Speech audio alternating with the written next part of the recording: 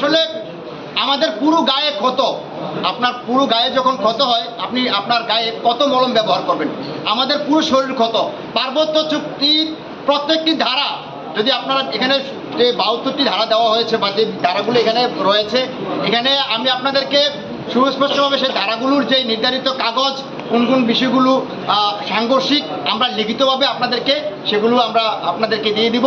পাশাপাশি একটা কথা বলবো, সেটা হচ্ছে পার্বত্য চট্টগ্রামের এই অপ্রত্যাশিত যে চুক্তি হয়েছিল, সেই চুক্তি পরিপূর্ণরূপে যে ধারাগুলো রয়েছে, আমি মনে করি এখানকার সকল জাতিসত্তার জন্য সবগুলো ধারাই কোনোভাবেই আমাদের সকলের মুক্তির এবং কল্যাণের জন্য নয়।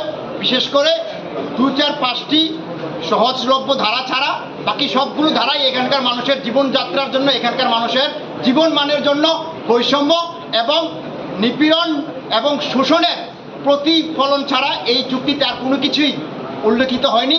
তাই আমরা এই পুরো চুক্তিকে ব্যর্থ চুক্তি এবং কালো চুক্তি হিসেবে আখ্যায়িত করতে চাই।